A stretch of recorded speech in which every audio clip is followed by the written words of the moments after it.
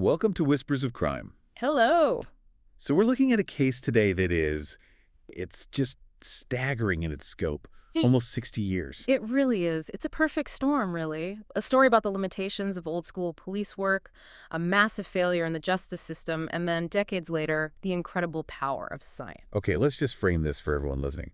What if I told you a 75-year-old widow was found strangled in her living room in 1967? Police collected 19,000 fingerprints trying to catch her killer, and it would take 58 years. And a blue skirt stored in an evidence room to finally solve Britain's oldest cold case. It sounds like fiction, but it's not. That June morning in Bristol, 1967, neighbors discovered Louisa Dunne's body after noticing her window was open. A detail like that. Yeah. There's a window open when it shouldn't be. Exactly. The killer had left behind what we would now call conclusive evidence, a partial palm print and his DNA, even though, they couldn't analyze DNA back then. Right. But the crucial thing, the reason it went cold, was that he lived just outside the rigid geographic search area the police set up. He just vanished. And he didn't stop. No. He would go on to repeat this horrific pattern, raping 2 more elderly women before finally being caught for those later crimes. But not for Louisa's murder. Not yet. So today, we're looking at the agonizing saga of justice delayed. Louisa Dunne, a twice-widowed grandmother, was found dead in her home at 58 Britannia Road, Easton, Bristol, on June 28, 1967. She'd been raped, strangled, and just left on her living room floor. Her killer, Ryland Headley, was 35 years old at the time, and he wouldn't face justice until he was 92 years old. This isn't just about a cold case solved. It's about a predator who targeted vulnerable elderly women, a justice system that failed repeatedly, and how modern DNA technology finally caught a killer who thought he'd gotten away with murder for nearly 6 decades. And it's a story that starts on a quiet street in Bristol with a woman whose life had seen, incredible highs and very deep lows. Subscribe to Whispers of Crime on YouTube. Follow us on Apple Podcasts, Spotify, iHeartRadio, Spreaker, and other podcast platforms. Okay, so let's start with Louisa. To understand the crime, you need to understand who she was. She wasn't just an anonymous elderly victim. Not at all. And her background is key to understanding her vulnerability. Louisa Jane Dunne, born in 1892, so she was 75 when she was killed, and physically she was described as a small, delicate woman. How small? The records say she was only 5 feet 3 inches tall and weighed less than 7 stone. That's about 44.5 kilograms, or just under 100 pounds, so incredibly frail. And her life story it's like 2 different lives in one. It really is. Yeah. The sources paint this picture of a woman who was once at the center of Bristol's social and political world. She was twice widowed. Her first husband, Edwin Parker, they called him Teddy, was a city alderman. So, a pretty important local figure. A very important figure, described as a leading light in the Labour Party. Their home on Britannia Road, the same house where she was later murdered, was apparently a hub of social and political activity. And she was on track to become the mayor's. That's right. She was expected to become the city's mayor's. But then Teddy died suddenly in 1945, and that entire future just disappeared. That's a huge shift from the heart of public life to what? What happened in the years after? Well, she remarried a few years later, in 1952, to a man named John Dunne, who was a night watchman. But she was widowed again in 1961. And after that, the sources suggest she became more and more isolated. Did you have any family nearby? Her daughter, Edna, had her own family. But Louisa, in her later years, was very much alone. Neighbors described her as a gentle soul, someone who wouldn't harm a fly. But they also noted, and this is a sensitive detail, that she had begun drinking excessively. Which would only have increased her vulnerability. Immensely, it points to that profound isolation she was feeling. But she wasn't a total recluse. She had these small, vital routines with her neighbors. Like the newspaper. Exactly. Her next-door neighbor, Violet Fortune, had this daily ritual. She'd lived next to Louisa since 1957, and every day she'd leave the newspaper for her on the front garden wall. It was one of those small community ties that kept her connected. And we know she was alive and well the day before her body was found. We do. The timeline is very clear on this. On the afternoon of June 27th, she visited a close friend, Alice Clark. She left her friend's house around 5:20 in the evening, apparently in good spirits, saying she was heading home to bed. So sometime between that evening and the next morning, the killer strikes. What did anyone hear? A crime that violent must have made some noise. It did, and this is one of the most haunting parts of the initial investigation. The neighbors' statements, which were preserved for nearly 60 years, are chilling. They recall hearing a woman's frightening scream during the night. Just a scream. One person described it as a, yes, Another heard a muffled scream, which was then followed by crying that lasted for several seconds. A muffled scream. That detail is horrific. It Why? implies someone was trying to silence her. Precisely. It paints a terrifyingly clear picture of her final moments. And then, the next morning, on June 28th, the routine was broken. The newspaper was still on the wall. Yes. A neighbor named Vi Allen noticed the paper hadn't been collected. But the thing that really raised the alarm was the window. A front window was open, which was highly unusual. And that's when they found her. That's when they found her, lying on her living room floor. Let's talk about the crime scene. What did the pathology report tell them about what happened in that room? It confirmed their worst fears. The Yeah. cause of death was strangulation and asphyxiation, and the autopsy confirmed she had been raped. The details, they speak to the killer's brutality. Absolutely. The specifics are grim. She was strangled with her own scarf, which was found underneath her body, and there were clear signs that a hand had been forcibly pressed over her mouth. The muffled scream. The muffled scream. The pathologist also found abrasions on her face and bruising on the back of her head and her right thigh. This wasn't a quick, impulsive act. It was violent, it was calculated, and it was cruel. So the police arrive. They're dealing with the rape and murder of a vulnerable 75-year-old woman. What was the response like in 1967? For the time, it was massive. Avon and Somerset police launched a full-scale murder investigation. They even gave it a code name, Operation Beetle, which really, dates it to the era. So they threw everything they had at it. Everything. They even brought in help from New Scotland Yard for forensic analysis. The sheer numbers tell the story of the effort. They conducted 8,000 door-to-door inquiries. 8,000. And they took somewhere between 1,300 and 2,000 witness statements. But the fingerprinting operation, that was the centerpiece of the whole investigation. Right, the 19,000 fingerprints. That's an incredible number. It's a huge number. They went house to house collecting prints from every man and boy in the district because they were working on the assumption that the killer had to be local. And they did find physical evidence at the scene. Yeah. Right. Things that would become critical decades later. They found two absolutely crucial pieces of evidence. First, they recovered a semen sample from a vaginal swab and from some hair samples. Now, in 1967, all they could do was confirm it was seminal fluid. DNA analysis was still science fiction. And they preserved it. They preserved it. And second, they found the killer's calling card. On the underside of an upstairs sash window at the back of the house, they lifted a partial left palm print. The entry point. A likely entry point, yes. So they had the print. They had a massive pool of 19,000 local fingerprints to compare it to. And yet, nothing. No match. Which brings us to the core of this whole cold case. The reason a murderer walked free. How did they miss him? It's almost breathtakingly simple and frustrating. The killer, Ryland Headley, was 35 years old at the time. He lived on Picton Street, in an area of Bristol called Montpelier. And how far away is that from Louisa's house on Britannia Road? It's only 1.6 miles, about 2.6 kilometers. So he was right there, practically a neighbor. How is it possible he wasn't in that pool of 19,000 prints? Because of an arbitrary line on a map.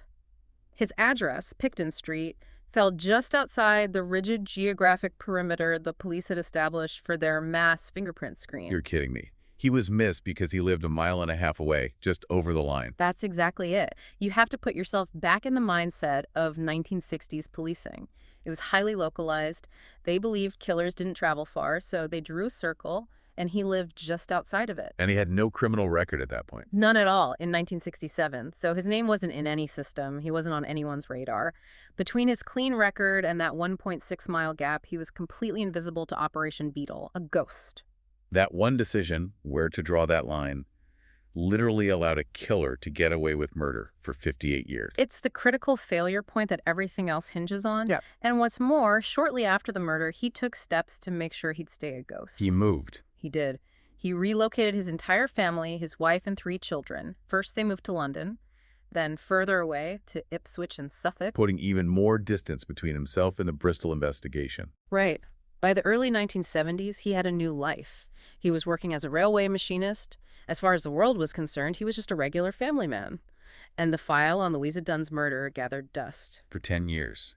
He lives a quiet life for a decade. And then the predator reemerges. And when he does, the pattern is identical. It's chilling. In October of 1977, now living in Ipswich, he commits 2 brutal rapes. And his choice of victim confirms this wasn't random. It was a specific, horrifying pathology. Who were the victims in 1977? The first was an 84-year-old widow. Headley broke into her home through a ground floor window, just like the suspected entry in Louisa's case. When the woman threatened to scream, his response was terrifyingly familiar. What did he say? He told her, "If you do that, that will be worse for you." It's the same threat of silencing, the same method of control he used on Louisa. Exactly. It's about instilling that fear of suffocation, of strangulation, and then just 4 weeks later, he did it again. The second victim. A 79-year-old woman. Again, he broke into her home. This time, he told her he had a gun and said, "If you do what I tell you, you will be all right. If not, I will kill you." He explicitly threatened murder. Explicitly. And the court records from that time show he also threatened to put a pillow over your face and smother you. After the assault, he stole just 7 pounds and fled. So the MO is undeniable. Solitary, elderly women in their own homes, breaking and entering, threats of asphyxiation and violence.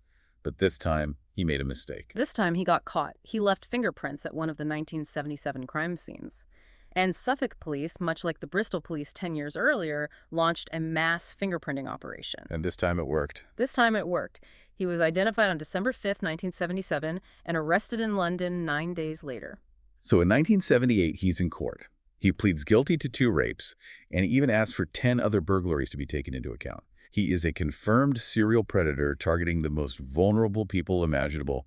What was the sentence? Initially, he was sentenced to life imprisonment. Okay, that seems right. That's what you would expect. It's what the judge at the time thought was necessary to protect the public. But this is where the story takes another disastrous turn.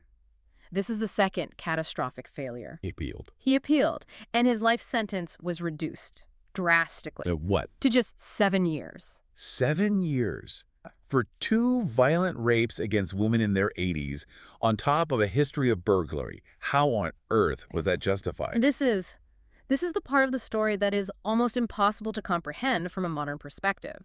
The justification came from a doctor who testified at the appeal. And what was this doctor's expert opinion? The doctor told the appellate court that Headley's actions were not the result of a deep-seated predatory nature, but that they arose from sexual frustration. Frustration caused by his marriage to, and I'm quoting the source material here, an ambitious and demanding wife. Wait, hold on. Let me get this straight. The legal argument that reduced his sentence from life to 7 years was that his wife was too demanding. And that's why he went out and raped elderly women. That was the core of the successful appeal. It shifted the blame, painting him as a man under pressure rather than a violent predator. It's beyond archaic. It's a complete abdication of responsibility. So the court bought it. The appellate court accepted it. The sentence was reduced, and the result of that decision is even worse. He didn't even serve the full 7 years. Not even close. Ryland Headley, the man who murdered Louisa Dunne and raped at least 2 other elderly women, served only about 2 years in prison. 2 years? He was released back into society in his mid-40s, a free man. So a confirmed serial rapist is let back on the streets because of a justification that is, frankly, insulting and misogynistic. And all the while, the murder file for Louisa Dunne is still sitting unsolved in Bristol. Exactly. And you have to think about the timing. He's released around 1980. The science of genetic fingerprinting is just a few years away from being discovered. The first DNA databases are a decade off. Had he served even the 7-year sentence, let alone the life term, he would have still been in the system when that technology came online. This single court decision guaranteed the case would stay cold for decades longer. It did. It was a judicial betrayal, not just of his 1977 victims, but of Louisa Dunne as well. It gave him another 40 years of freedom. So for the next 30, 40 years, Headley is just living his life. Living his life in Ipswich, free. While the evidence that could convict him, the palm print, the biological samples, sat in evidence boxes in a police storage facility. Decades pass, the world changes. And then, in 2012, a completely random event puts him back on the police radar. What happened in 2012? He was arrested for a totally unrelated, unconnected incident. He was never charged for it. The details aren't even relevant to this case. But what is relevant is standard police procedure in the 21st century. They took his DNA. He took his DNA. And his profile was uploaded to the UK's National DNA Database. He just became another string of code in a massive system, a latent connection waiting to be made. So the key to solving a 58-year-old murder was a routine swab from an arrest that went nowhere. That's the power of the database. It was a seed planted in 2012 that wouldn't sprout for another 11 years. And in 2023, someone finally decides to look at Louisa's case again. Yes. Avon and Somerset Police's Major Crime Review Team, the MCRT, a dedicated cold case unit, initiated a full re-review. Their whole purpose is to look at old cases like this through the lens of modern forensic science. But after 56 years, I mean, what were the chances that any usable evidence even still existed? You'd expect it to be lost, degraded, thrown away. It's an absolute miracle of archival procedure. One of the officers on the team, Joanne Smith, described her own astonishment when she located the files. All 20 boxes of original material were there. Everything. Everything. The witness statements, the crime scene photos, the old fingerprint cards, the hair samples, and most importantly, Louisa's clothing from the night she was murdered. All meticulously preserved. So Officer Smith admitted she was worried, though. She said, I had concerns about whether the clothing would have any DNA on it at all. I mean, after almost 6 decades, who wouldn't? But they decided to take the chance. And one particular item of clothing became the key. The blue skirt. In May of 2024, they sent the blue skirt Louisa was wearing during the attack, along with the original hair samples, to Cellmark Forensic Services. This was it, the first time these items had ever been subjected to modern DNA analysis. So what was the process? How do you get a DNA profile from a 57-year-old piece of fabric? The forensic scientist, a man named Andrew Perry, started with a standard test for seminal fluid. It's a chemical test for an enzyme called acid phosphatase. Right. Initially, the result wasn't promising. On the front of the skirt, he got what he described as a very weak reaction. It could have been degradation, contamination. It could have been the end of the line right there. And he kept looking. He kept looking. And when he tested the back of the skirt, he found it. Not a weak reaction, but what he called numerous sperm cells. So the definitive evidence was on the back of her skirt. It was. And this is a testament to how resilient this kind of evidence can be. As long as the fabric isn't washed and it's stored properly, away from heat and moisture, that biological material can survive for an astonishingly long time. And he was able to get a full profile from it. A full, complete DNA profile. He extracted it from the sperm on the skirt, and he was able to get a corroborating profile from the hair samples collected back in '67. And when they ran that profile through the national database, Bingo! An immediate, perfect match to the profile of Ryland Headley, taken during that routine arrest back in 2012. the statistical probability must have been astronomical. The court was later told that the DNA evidence was 1 billion times more likely to belong to Headley than anyone else. It was irrefutable. It was the smoking gun they had been missing for 57 years. So the DNA is a lock. But what about the other piece of evidence, the original piece, the palm print from the window? This is where the old world and the new world of forensics come together to build a completely airtight case. After they got the DNA match, they moved to arrest him. In November 2024, they took a new, fresh set of his palm prints. And they compared them to the print from 1967. Yes. They gave the old partial print from the window, specifically the part of the palm just under the little finger, and the new prints to 4 separate independent fingerprint experts. And what was their conclusion? Unanimous. All 4 experts concluded definitively that the print left on Louisa Dunne's window in 1967 was made by Ryland Headley. They found over 25 matching characteristics. Now, the defense tried to challenge this, didn't they? There was an issue with one of the experts. There was. It was a point the defense focused on heavily at trial. One of the experts, in his very first initial look, had actually excluded Headley as a match. So he said it wasn't him. Initially, yes. But he quickly realized his mistake. He admitted in court that he had begun in the wrong area of the palm during that first quick assessment. When he re-examined it properly, he reversed his decision and said he was 100% confident it was a match. But the defense still tried to use that initial error to create doubt. Of course. They argued it made the print evidence unreliable.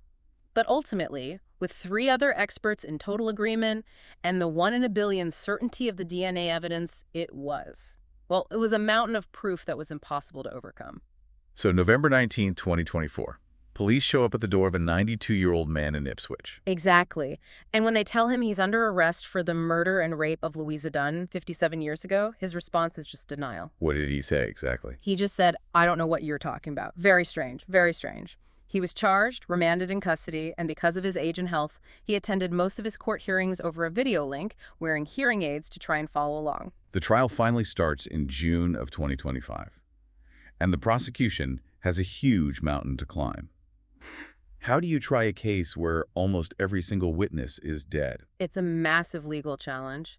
The doctor who pronounced Louisa dead was the only living witness from the original investigation. So the Crown Prosecution Service, the CPS, had to rely almost entirely on the written statements taken by police back in 1967. That's hearsay evidence, right? It is. And normally, hearsay is very difficult to get admitted in court because the defense can't cross-examine a piece of paper. You can't question the memory or the motives of someone who died 30 years ago. But the judge allowed it. The judge allowed it. The prosecution successfully argued that it was the only way for justice to be done and that the original police work was meticulous enough for the statements to be considered reliable. That was a huge legal victory for them. And then came the most crucial part of their strategy, telling the jury about what happened in 1977. Yes, the bad character evidence. The CPS argued that to understand the man in the dock and the crime he was accused of, the jury had to hear about his convictions for raping those two other elderly women. Because it established his pattern, his M.O. Precisely. The prosecutor, Anna Vigors KC, called it a chilling pattern of behavior. She argued that the similarities were too profound to be a coincidence. And so, the court heard the harrowing testimonies of the 1977 victims read aloud from decades-old transcripts. So Louisa's voice, in a way, was joined by the voices of his other victims. It was. It gave the jury the context they needed to understand the kind of man Ryland Headley was and the kind of terror he inflicted. The judge later said that hearing those old statements brought home to everyone the ordeal that you must have put Louisa Dunne through. So the trial concludes. Headley has pleaded not guilty. The jury goes out. What happens? On June 30th, 2025, after deliberating for over 9 hours, the jury came back. And the verdict? For the charge of rape, they found him guilty unanimously. For the murder, it was a majority verdict, 10-2, but still guilty. 58 years. After 58 years, he was finally held accountable. Finally, the next day, July 1st, he was brought before the judge for sentencing. And what does a judge say to a 92-year-old convicted murderer? Mr. Justice Derek Sweeting did not hold back. He called the crime a pitiless and cruel act by a depraved individual. He told Headley he showed complete disregard for human life and dignity and had deliberately exploited Louisa's vulnerability. There are specific sentencing guidelines for murder, right? Yeah. The judge had to consider certain factors. Yes, he did. He noted several severe aggravating factors. The fact that the murder involved rape put it in the most serious category. The extreme cruelty of the act, the strangulation, the terror she must have felt. And importantly, he cited the enduring, devastating, and intergenerational impact the crime had on Louisa's family. So putting all that together, what was the sentence? Life imprisonment with a minimum term of 20 years. A 20-year minimum for a 92-year-old. That's effectively a whole life sentence. It is. The judge made that perfectly clear. He looked directly at Headley and said that while he was setting a legal minimum term, for all practical purposes, you will never be released, you will die in prison. It's a powerful statement. The court was saying that the evil of the crime outweighed the fact of his mortality. Absolutely. It was a de facto whole life order. The sentence was a condemnation not just of the murder, but of the 58 years of stolen justice. And with that, Ryland Headley became the oldest person ever convicted of murder in British legal history. So justice is done, but it's a justice that arrives decades too late for the people who mattered most. What about Louisa's family? How did they react to all of this? The main voice we hear from is her granddaughter, Mary Dainton, who is 78 now. She only met Louisa once, but this crime has overshadowed her entire life. She described the moment police told her they'd made an arrest as completely surreal. What did she say?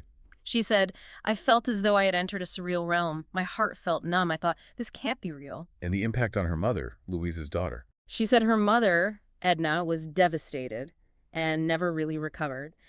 She said the family just sort of disintegrated after the murder. And there was a stigma attached to it back then. A huge stigma. Mary Dainton talked about how in the 60s and 70s, people didn't know how to talk about rape and murder, so they just didn't.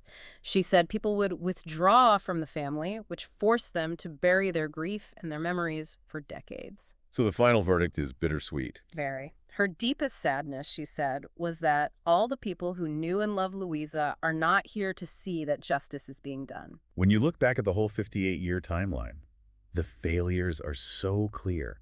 The search perimeter, the shocking appeal decision. You can list them. 1, the narrow search perimeter in 67. 2, his lack of a criminal record at the time. 3, and this is the big one, the judicial failure that reduced his life sentence and let him serve only 2 years. 4, the technology just wasn't there yet. And then the counterpoint to all of it, the meticulous preservation of that blue skirt for 56 years. Given his clear pattern, police must be wondering if there are other victims out there. They are. The senior investigating officer, DI Dave Marchant, called Headley a dangerous serial offender with a shocking and abhorrent history.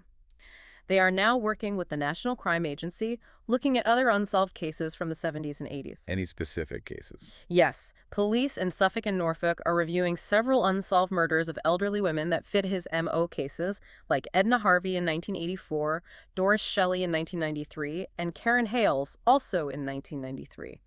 The investigation is far from over. They need to find out the true scale of the harm he caused during those years he should have been in prison. This case demonstrates the persistence required in cold case investigations and the power of technology to hold predators accountable decades later. However, we are left to wonder how many other victims Headley encountered during the 56 years he lived free years granted to him due to a judicial system that failed to adequately punish his history of violence against vulnerable women. The true cost of that short sentence may never be known. Indeed. The MCRT's success underscores the importance of evidence preservation. Even the smallest, seemingly insignificant physical trace, like a microscopic sample on clothing, can eventually unlock a decades-old mystery. For police forces everywhere, the message is clear. Never, ever throw anything away. What a story. Thank you for walking us through it. Don't forget to subscribe to Whispers of Crime on YouTube and follow us on Apple Podcasts, Spotify, iHeartRadio, Spreaker, and all major podcast platforms. Like, share, and comment on this episode to help us reach more people who need to hear Delphi Murder's story. Drop your review and rating about our podcast.